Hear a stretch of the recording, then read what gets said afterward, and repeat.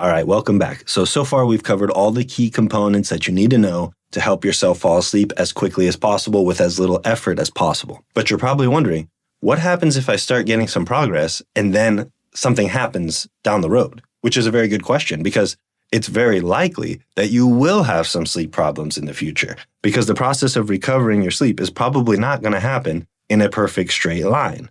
And it's like we talked about in the very first lesson about 2 steps forward, 1 step back. But there are some key principles that you need to know that will help you handle these future sleep problems when they come up.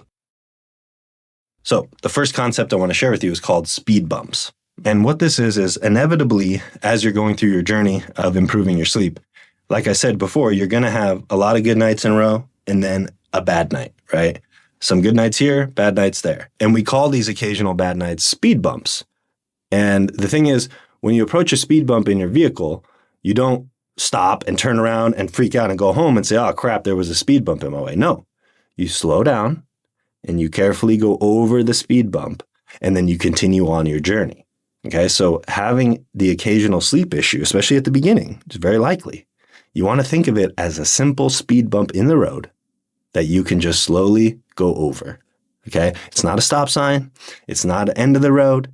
All it is a mere speed bump. And all you got to do is just keep moving forward.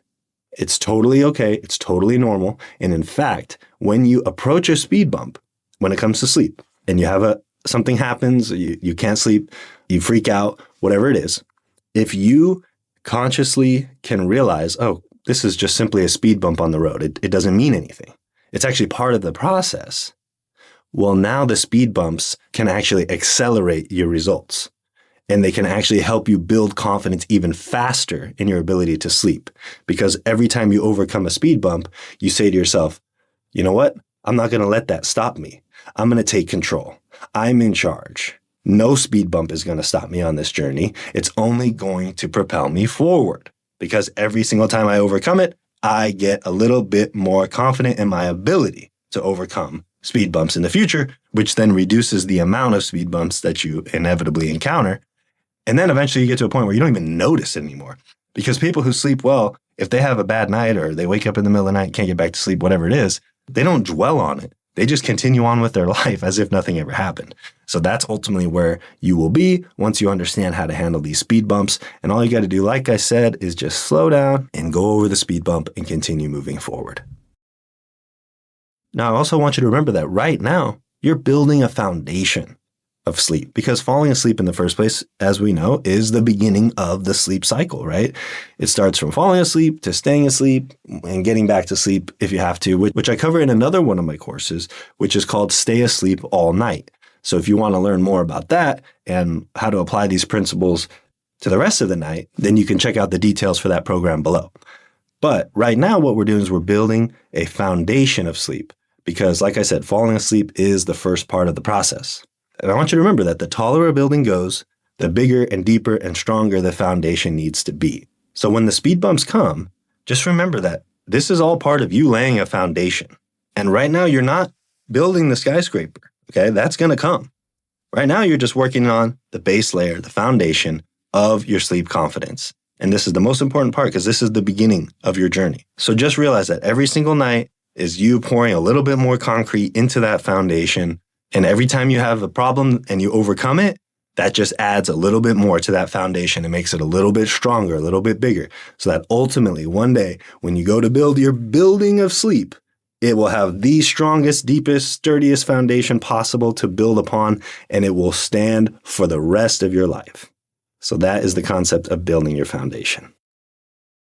Now, another thing that is so key and so important to keep in mind during this process is love, forgiveness, and kindness. And this is for you and others in your life. So it's very important that you love yourself and that you love others, that you forgive yourself for any issues you've had with sleep so far, or any negative things you've said to yourself, or whatever it is, and forgiveness for others who maybe pissed you off about something or got mad at you because you didn't get something done and you're dwelling on it, or whatever it is that's causing you to be up late thinking about. Just forgive that person.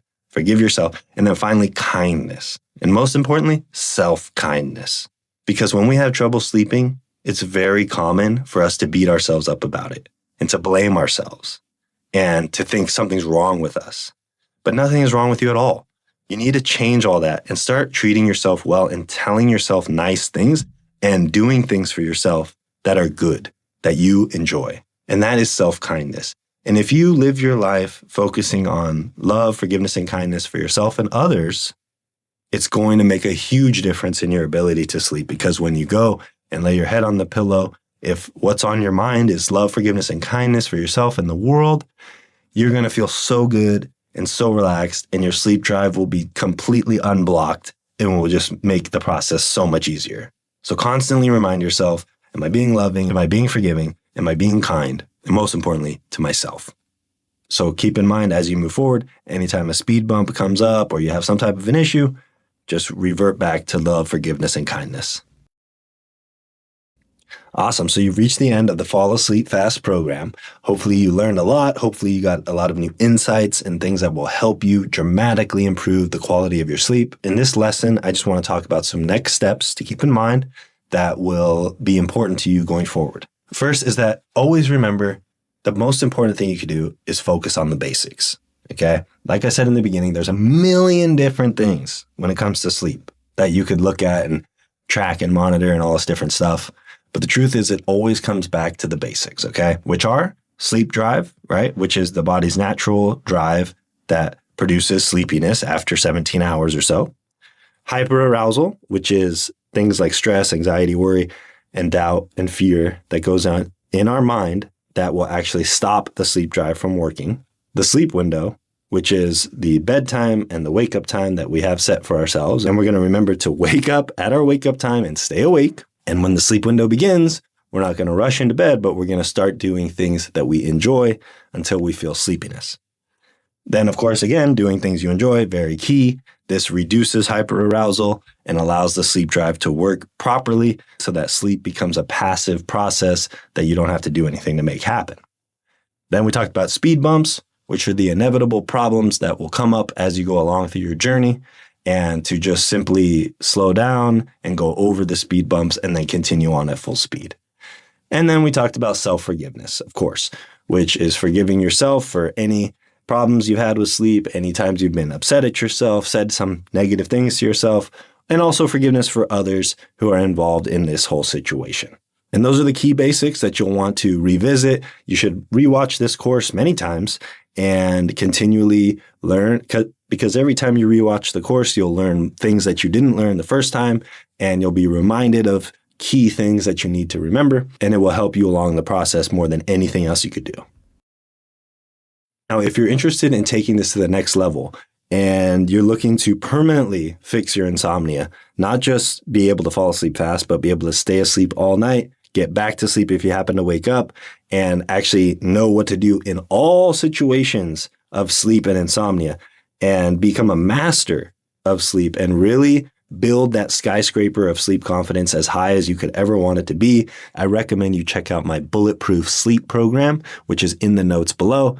That program covers all other aspects of sleep, including falling asleep, but in much greater detail. So if you're interested in that, I recommend you check that out below.